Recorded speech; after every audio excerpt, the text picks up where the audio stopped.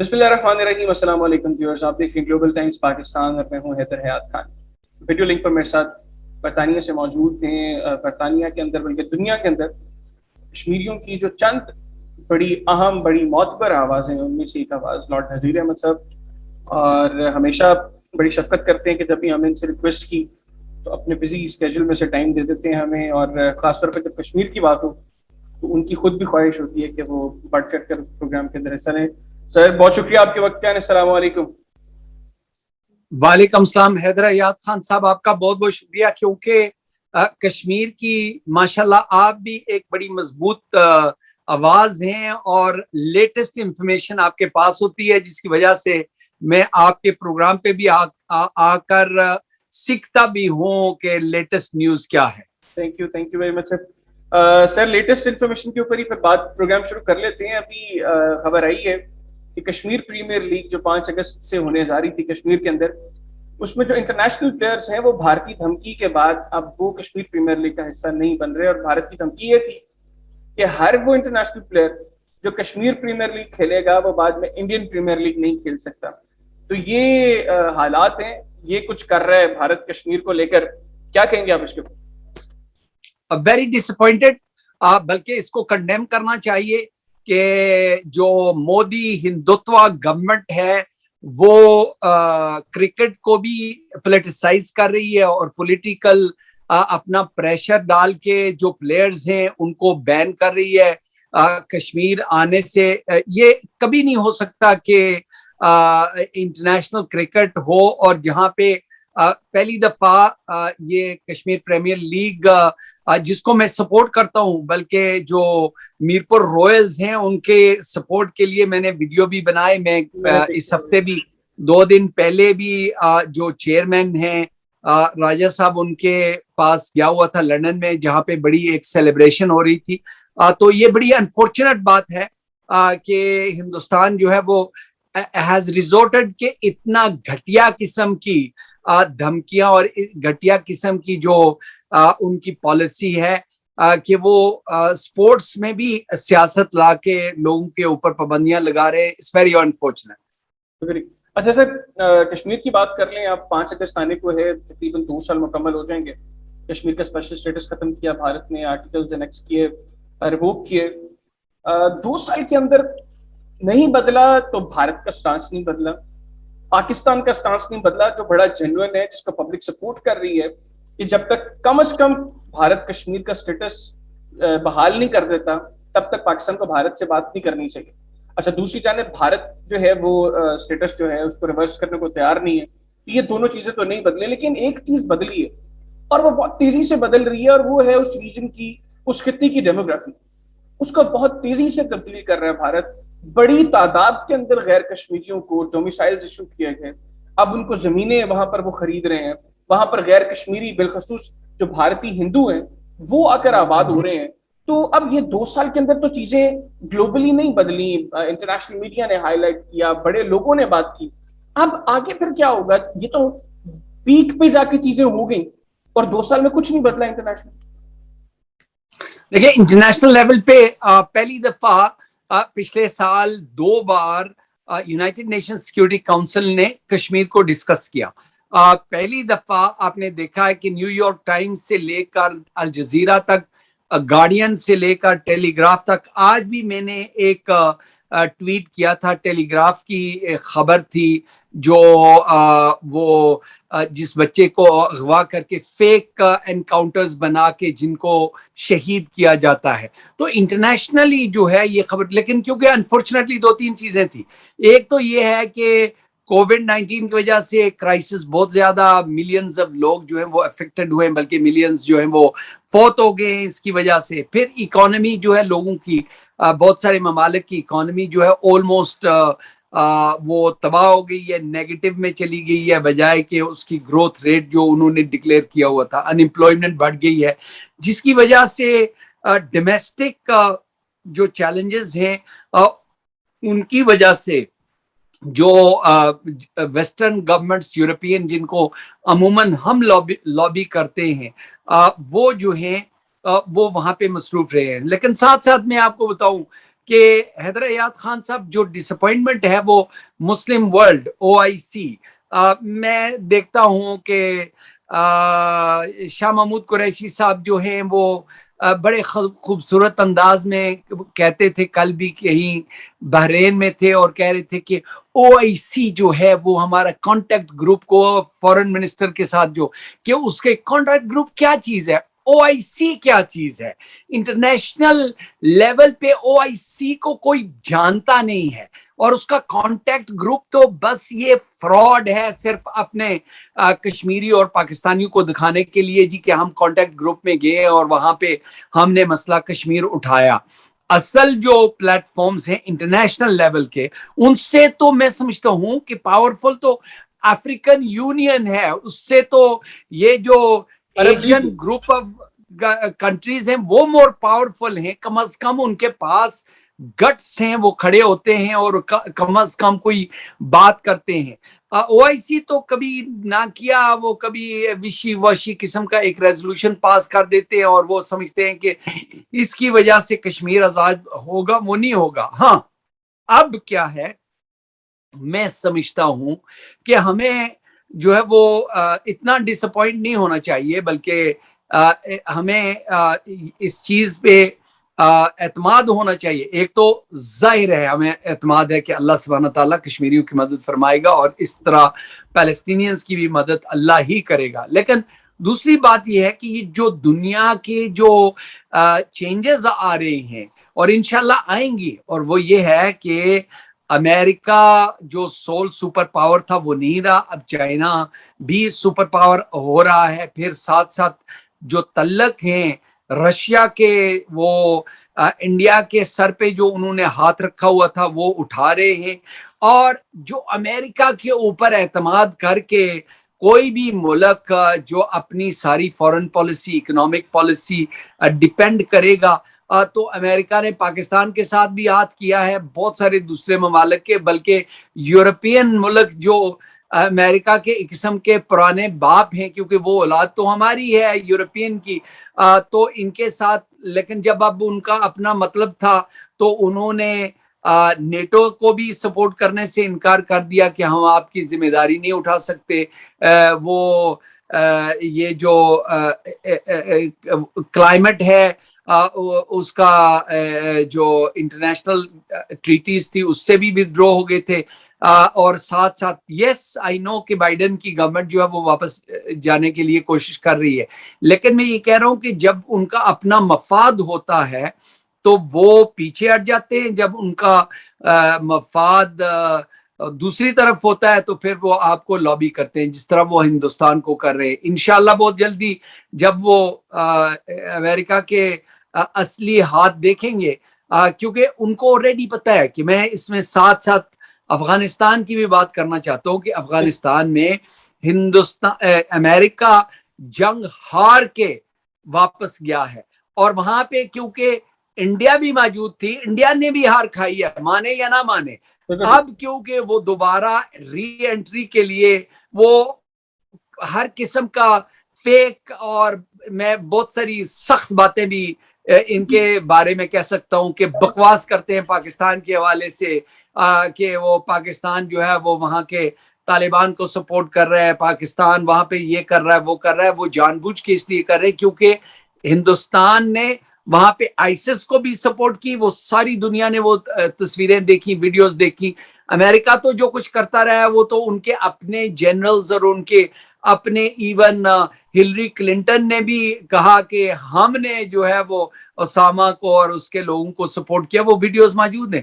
تو میرے خیال میں جو انٹرنیشنل حالات چینج ہوں گے اس سے جو ہے ہمیں اس کی انتظار کرنی چاہیے. ٹھیک ہے. اچھا لارڈ صاحب, آپ نے ابھی جو ذکر کیا افغانستان کا, ہم نے برطانیہ دیکھا کہ چند بڑے ممالک جنہوں نے سب سے پہلے افغان طالبان کے ساتھ بات کرنے کے حوالے سے کچھ جن کی اسٹیٹمنٹس آئی اس میں برطانیہ بھی شامل ہے. ایک تو آپ اس اسٹیٹمنٹ کو کیسے دیکھتے ہیں؟ سیکنڈلی, جس تیزی سے افغان طالبان افغانستان پر اپنا کنٹرول جو ہے وہ بڑھا رہے ہیں, سیکنڈلی اس ریجن کی جو پاورز ہیں اس میں آپ پاکستان کو دیکھ لیں, آپ ایران کو دیکھ لیں, ایران کے ساتھ ان کے بڑے اختلافات ہیں, اس کے باوجود وہ لوگ ایران میں گئے, وہاں پر انہوں نے ملاقاتیں کی, ایران کو اعتماد میں لیا, رشیا گئے, ابھی چائنا گئے. تو اس ریجن کی جو صورتحال بڑی تیزی سے تبدیل ہو رہی ہے افغانستان کو لے کر، خاص طور پہ جس میں آپ نے بھارتی ہار کا بھی ذکر کیا، تو آپ مستقبل کیا دیکھ رہے ہیں کہ برطانیہ وہ کرے گا، اچھے تعلقات چاہے گا اگر افغانستان کے اندر طالبان کا سیٹ اپ آتا ہے، اور دیگر جو ممالک ہیں جو یورپین کنٹریز ہیں وہ طالبان کے ساتھ ٹریڈ کی یا اچھے تعلقات کی افغانستان کے ساتھ بات کریں؟ برطانیہ کے پاس کوئی چوائس نہیں ہے.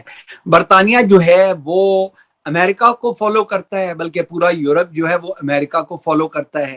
جو امریکن پالیسی ہوگی، اور امریکہ جو ہے وہ دنیا میں سپر پاور رہنے کے لیے پوری کوشش کرے گا، کیونکہ وہ تبھی ہو سکتا ہے کہ ان کی پریزنس افغانستان، کیونکہ وہ پوری ریجن پہ کنٹرول کے لیے، اور اس کے حوالے سے رشیا نے بھی پہلے وارننگ دی ہوئی ہے کہ سینٹرل ایشیا میں سیاست کرنے کی کوشش نہ کریں. ایسے ہی وہ چائنا کو بھی تنگ کرنے کے لیے افغانستان سے یعنی میں ایک طرف ظاہر ہے میں جو چائنیز مسلمان ہیں ان کے لیے فیل کرتا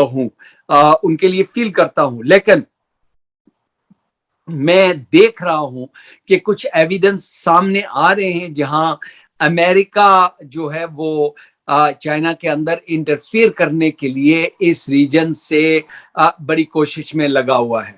تو جو یورپین، برٹش، امریکن انٹرسٹ ہے وہ افغانستان کے اندر ہے، چاہے وہ طالبان ہو، چاہے وہ کارزائی ہو، چاہے یہ اشرف غنی ہو، جو بھی ہو، ان کے ساتھ صرف تعلق رکھنا نہیں بلکہ ان کو فائنینشل سپورٹ بھی کریں گے، کیونکہ وہ اپنا انفلوئنس یہاں پہ رکھنا چاہتے ہیں. چاہے جائے، میں سمجھتا ہوں کہ اشرف غنی صاحب نے نہایت ہی گھٹیا قسم کی گفتگو کی ہے.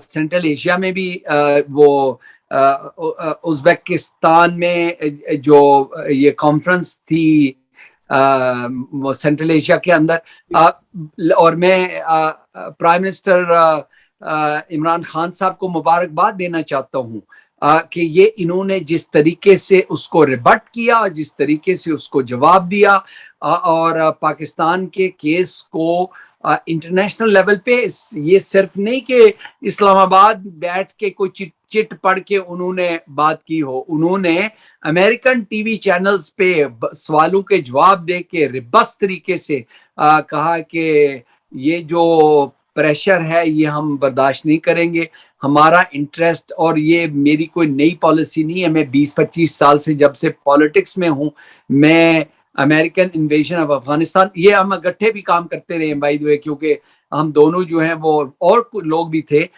جو امریکن انویژن آف افغانستان اس کو اپوز کرتے تھے، اور آج بھی ڈٹے ہوئے ہیں الحمدللہ کہ جو وہاں پہ امریکہ جو چاہتا ہے وہ اپنے انٹرسٹ کے لیے چاہتا ہے، اور خون بہاتا ہے تو مسلمانوں کا خون بہاتا ہے. ٹھیک ہے. اچھا، مجھے تھوڑا سا یہ کشمیر کے انتخابات کے حوالے سے بلکہ آگے چل کے ذکر کرتے ہیں. پہلے جو آپ نے چٹھی اسلام آباد میں بیٹھ کے چٹھیاں پڑھنے کی جو بات کی، چٹس پڑھنے کی جو بات کی، ابھی ہم نے دیکھا کہ افغانستان میں جو کچھ غلاظتیں بکنے والے لوگ ہیں پاکستان کے خلاف، ان کی آپ کے قریب ایک ملاقات ہوئی ایک شخص سے. اس ملاقات کو کیسے دیکھیں کہ ٹائمنگ بہت امپورٹنٹ ہے اس ملاقات کی. جس وقت پاکستان کے خلاف وہ لوگ غلاظتیں بک رہے ہیں، اسی وقت وہ شخص بھی کہیں نہ کہیں پاکستان کے اداروں کے خلاف ایک بیانیے کو سپورٹ کر رہا ہے، اور یہاں پہ بیٹھ کے وہ ان سے ملاقاتیں کر رہے ہیں. دیکھیں جی، میاں محمد نواز شریف صاحب جو ہیں، ان کی میں پرسنل طریقے سے عزت کر سکتا ہوں، لیکن میں سمجھتا ہوں کہ یہ ان کا بہت بڑا مسٹیک تھا کہ ایسے لوگوں سے ملے ہیں جو پاکستان کو، پنجابیوں کو گالی دیتے ہیں. اتنے غلط قسم کے جو ان کی سٹیٹمنٹس ہیں. دوسری بات یہ ہے کہ ان کا بنتا نہیں ہے کہ وہ اس طریقے سے، کیونکہ انہوں نے اس جو میٹنگ ہے اس کو ایکسپلوئٹ کیا اپنے حق میں، جا کے جان بوجھ کے یہ ویکسٹ لنک ڈھونڈا پاکستان کا کہ وہ فوج کے خلاف بھی، اسٹیٹ کے خلاف بھی، گورنمنٹ کے خلاف بھی بات کریں گے. تو یہ ان کی سیاسی مسٹیک ہے، اور جو ان کے ایڈوائز کرنے والے لوگ ہیں یہ ان کی فالٹ ہے. چاہیے، میں سمجھتا ہوں کہ میاں صاحب ویسے بھی غصے میں ہیں اور تھوڑے سے اگر مائنڈ نہ کریں حیدر یاد خان صاحب، میں میاں صاحب کو جو جانتا ہوں، یہ جس طرح ضدی بچہ ہوتا ہے نا، جو اس سے اگر آپ کوئی ٹوئی چھین لیں تو وہ کہتا ہے نہیں میں اسی کے ساتھ کھیلوں گا، میں نہیں کھیلنے دوں، میں اسی کے ساتھ. ان کو بھی وہی پرابلم ہے، کیونکہ یہ سمجھتے ہیں کہ ہر چیز فوج ہی کرواتی ہے، اور فوج کو جب تک نہ ختم کیا جائے. تو میں کبھی کبھی جو میرے دوست ان کے نیریٹو کو جو چلاتے ہیں نا، تو وہ کہتے ہیں جی کہ ہاں جی تو دیکھیں نا فوج ہے نا. ابھی ایک دوست میرے وہ مجھے بتا رہے تھے کہ میاں صاحب نے کہا ہے کہ آپ ایک نیا نیریٹو شروع کریں کہ قائد اعظم محمد علی جناح کو بھی قتل کرنے والے وہی لوگ ہیں جو آج حکومت نہیں بننے دیتے، وہ فاطمہ جناح کو قتل کرنے والے بھی وہی ہیں. اور ان کی انسینویشن کلیئرلی، میں راؤنڈ اباؤٹ ورڈز میں نہیں کہتا ہوں، وہ فوج کو کہنا چاہتے ہیں، ٹھیک ہے نا جی. اور کہ یہ اس کو فوج کے اوپر پریشر رکھو. تو فوج میرے خیال میں یہ بات سمجھتی ہے، مجھے بتانے کی ضرورت نہیں ہے. یہ بہت ہی غلط قسم کی یہ پالیسی ہے جو اسٹیٹ کے خلاف ہے، فوج کے خلاف، انسٹیٹیوشنز کے خلاف، اور یہ ان کو اس پہ ریفلیکٹ کرنا چاہیے. اس سے پہلے بھی جب میرے اچھے تعلق تھے، آج کل تو میرے تعلق ہے نہیں میاں صاحب کے ساتھ، جب اچھے تعلق تھے تو میں ان کے پاس بیٹھ کے بھی ان سے گزارش کرتا تھا کہ میاں صاحب فوج کے ساتھ پنگا نہ لیں، اور باقی سیاسی جس کے ساتھ بھی پنگا لینا چاہتے ہیں آپ لیں. لیکن یہ جو ہے یہ نہ تو پاکستان کی عوام ایکسپٹ کرے گی اور نہ ہی پاکستان کی دوسری انسٹیٹیوشنز اس کو قبول کریں گی. اچھا لارڈ نذیر احمد صاحب، ایک تاریخی آپ نے جو میاں صاحب کا ذکر کیا کہ ان کے ساتھ آپ کے ماضی میں اچھے تعلقات تھے، جنرل مشرف کے دور میں آپ میاں صاحب سے ملنے گئے تھے جس وقت میاں صاحب زیر عذاب تھے. کوئی ایسی کوئی حقیقت ہے، کیا ہوا تھا جب آپ گئے، آپ نے کوئی ریکویسٹ کی اور جنرل صاحب نے آپ کو الاؤ کیا، حالانکہ کوئی تو نہیں ملنے دیا جا رہا تھا؟ تھوڑا سا بتاتے ہیں اس حوالے سے. میاں صاحب کہاں پہ تھے؟ پاکستان میں؟ پاکستان میں نہیں، میری میاں صاحب کے ساتھ پاکستان میں کوئی ملاقات نہیں ہوئی. میاں صاحب کے ساتھ میری ساری ملاقاتیں جو ہیں وہ لندن میں تھی. یہ پاکستان میں سم ٹائمز ہاں یہ افواہیں بہت ہوتی ہیں. میرے تعلق جو ان کے ساتھ بنے وہ یو کے میں تھے. میرے میاں شہباز شریف صاحب کے ساتھ آج بھی اچھے تعلق ہیں، کیونکہ ان کا جو کانفرنٹیشن کا جو یہ موڈ ہے میاں نواز شریف صاحب کا، ان کا نہیں ہے. وہ جو ہے وہ اپنے لمٹس جانتے ہیں اور وہ نیشنل انٹرسٹ کی بات کرتے ہیں. تو اس لیے میاں صاحب کے ساتھ دو چار جو لوگ بیٹھے ہیں وہ اپنے مفاد پرست ہیں. میاں صاحب خود وہ ان کو جانتے نہیں ہیں، کیونکہ یہ مفاد والے لوگ ہیں، اور وہ جان بوجھ کے اداروں کے ساتھ اور پاکستان عوام کے ساتھ ان کو ٹکرانا چاہتے ہیں. اور میں سمجھتا ہوں کہ میاں صاحب اگر یہ آپ کا پروگرام دیکھ رہے ہیں تو ان کو ریفلیکٹ کرنا چاہیے کہ یہ بات غلط ہے. اچھا سر، آخر میں کشمیر کے انتخابات کو ڈسکس کر لیں. آپ ابھی حال ہی میں آپ پاکستان سے ہو کے گئے، کشمیر آپ نے کافی وقت گزارا.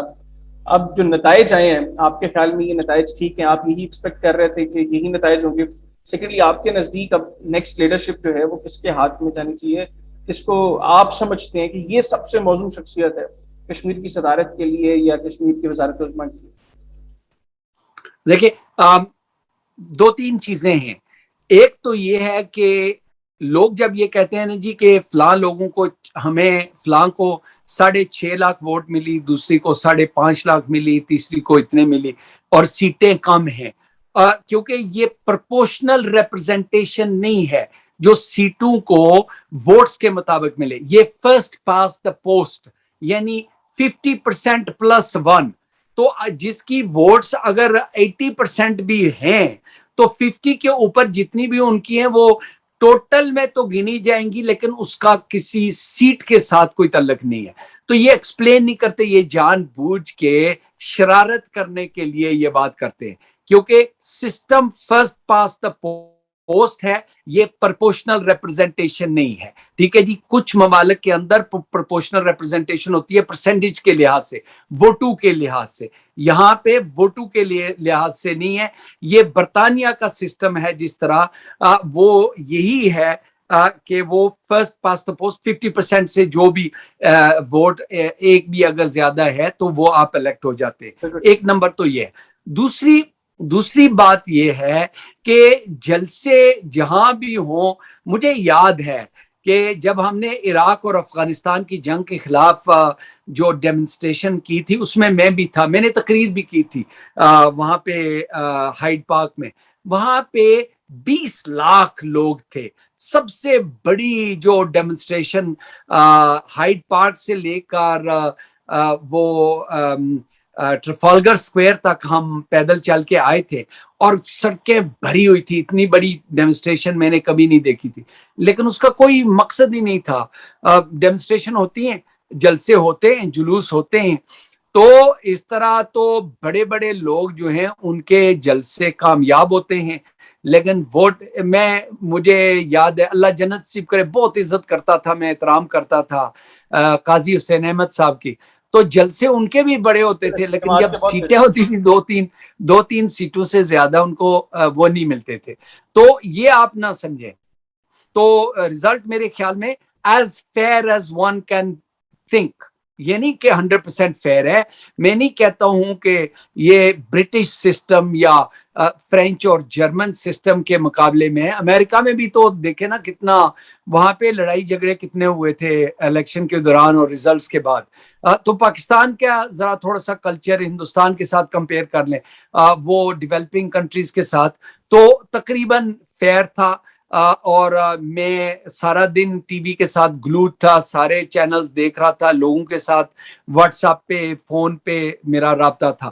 تو it was a fair election. Result unexpected تھا. مجھے نہیں امید تھی کہ پی ٹی آئی کے جلسے میں جب دیکھ رہا تھا دوسرے لوگوں کے تو ان کے بڑے نظر آتے تھے, لیکن میرے ایک عزیز تھے وہ الیکشن میں حصہ لے رہے تھے, تو میں نے ان کو آنیسٹلی میں نے کہا تھا کہ یہ اپنے جلسے کے لوگ دیکھ کے آپ خوش نہ ہوں.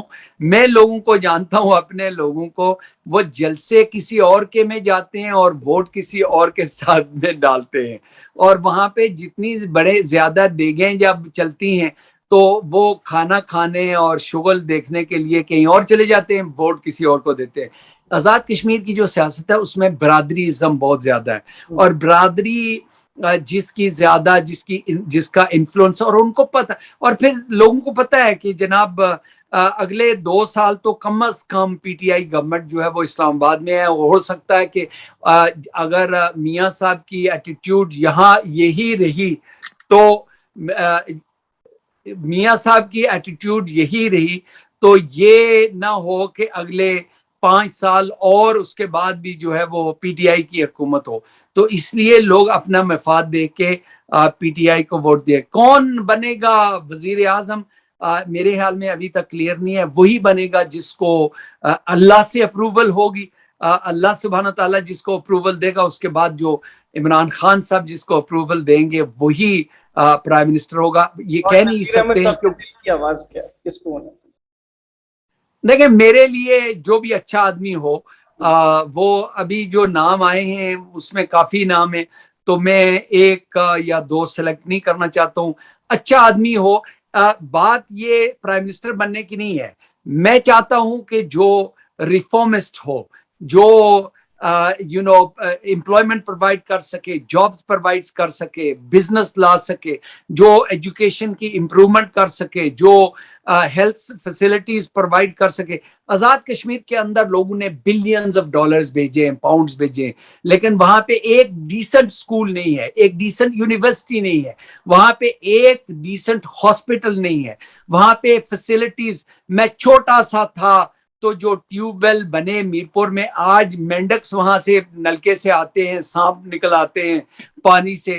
وہاں پہ فلٹرڈ پانی جو ہے وہ ایک چیریٹی ہے جو وہ پرووائڈ کر رہی ہے پورے میرپور کے اندر, واٹر جو پیوریفیکیشن پلانٹس جو انہوں نے لگائے ہوئے ہیں. لیکن بلدیہ نے اربوں خربوں روپے کھائے ہیں لیکن وہاں پہ فیسلٹیز نہیں دی.